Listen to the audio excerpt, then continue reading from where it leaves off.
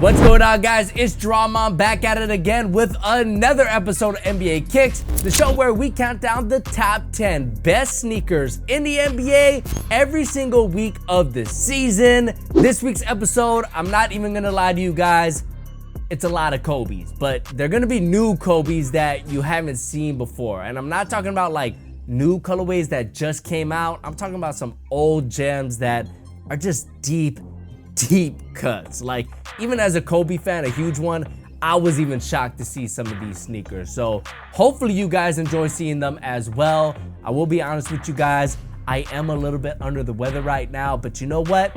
It's fine. This is my flu game episode. I'm about to drop 37 on you guys. You're gonna love every one of these kicks. So make sure you go grab a snack, kick back, relax, and enjoy this week's episode of NBA Kicks.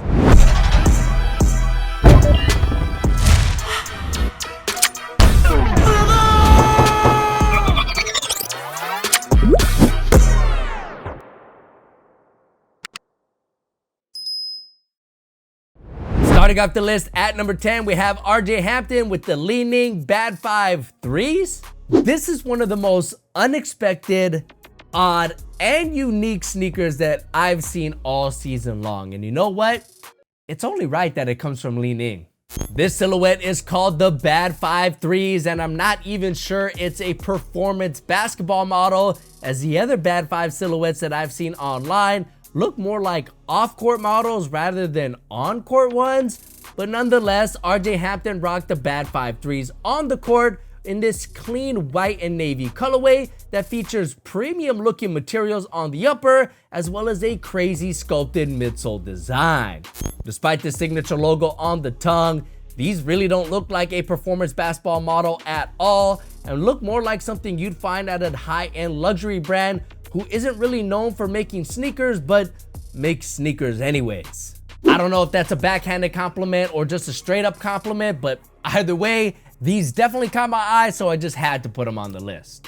Next up at number 9, we have Damian Lillard with the Dame 8 from Adidas. So Dame dropped 71 points last week, which is crazy, and you would think I would give the colorway that he rocked in that game the spot here, but personally, I like this colorway a little bit better, and they got a pretty funny story behind them as well.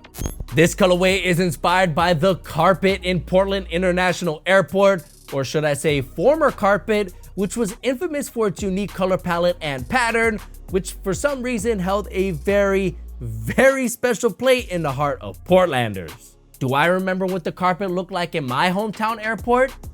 Hell yeah. But would I get a tattoo of that carpet? Hell no. But I would rock a sneaker inspired by it, and that's exactly what Dame did here with these Dame 8s, which use that iconic pattern and color scheme, which again would make even the weirdest Portlanders proud. Next up at number 8, we have Dejounte Murray with the New Balance two-way V3. So we're way past the halfway point of the season, and if you're still sleeping on the two-way V3 from New Balance, I really can't help you anymore. But that won't stop me from featuring new colorways of the silhouette, especially the clean ones.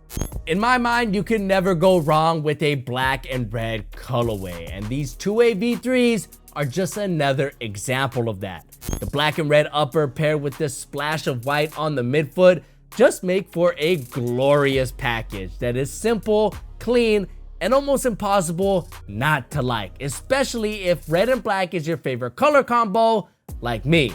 But on the real, between these and these, I don't know which New Balance sneaker is better because they are on fire right now.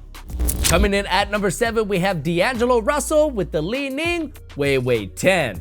Now, second to black and red, my other favorite color combination is black and yellow, which Leaning executes perfectly here.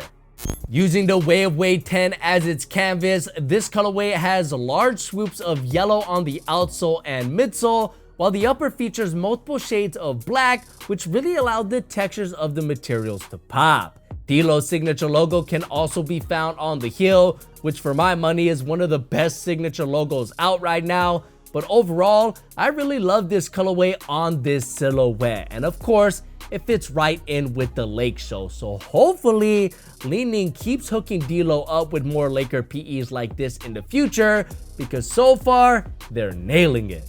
They better hurry up though before D'Lo exposes someone else on Snapchat.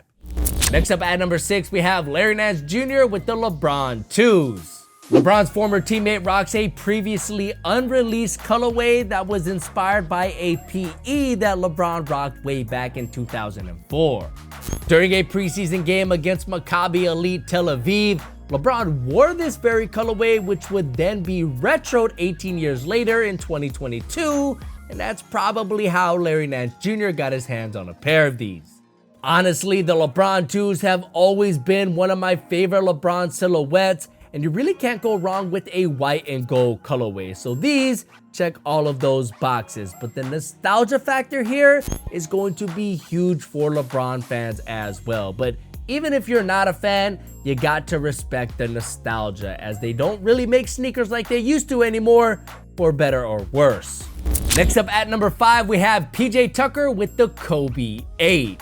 Just when I thought the sneaker king was running out of sneakers that would surprise me, PJ Tucker goes deep into his closet and pulls out this gem.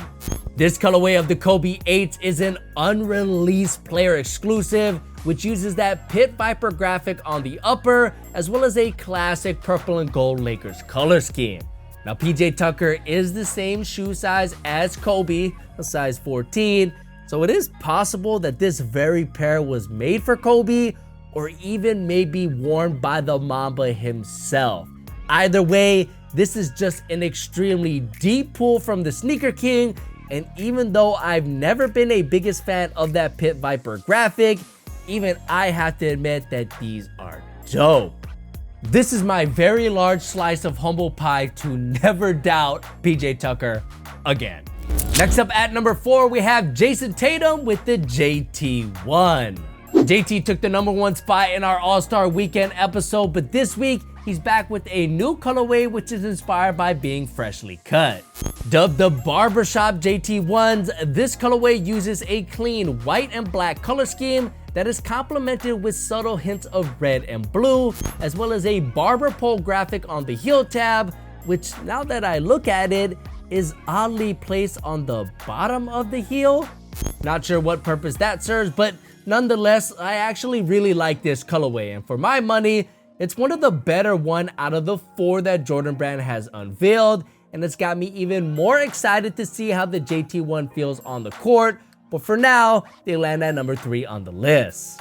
But hey, if your barber talks too much when he's giving you a cut, go ahead and like this video. I'm expecting this video to get like 20,000 likes easy, because everybody's barber talks way too much.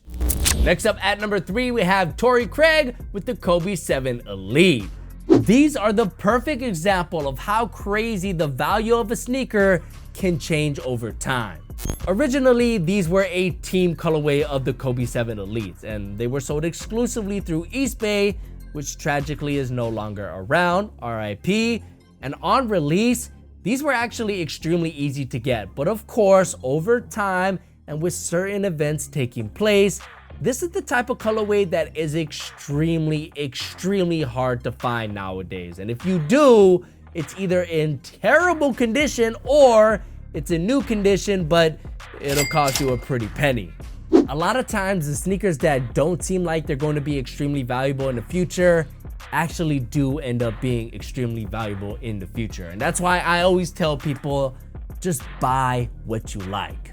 The Kobe 7s were one of the worst performing Kobes of all time, but they were also one of the best looking ones at the same time. And like I said earlier, black and red is my favorite color combo, so you know I had to give these a spot on the list. But the Kobe 7 Elite was not the better version of the Kobe 7s. This upper was basically just a really hard plastic, which made an already stiff shoe even more stiff. So elite was not the right word for these, but damn, they look good.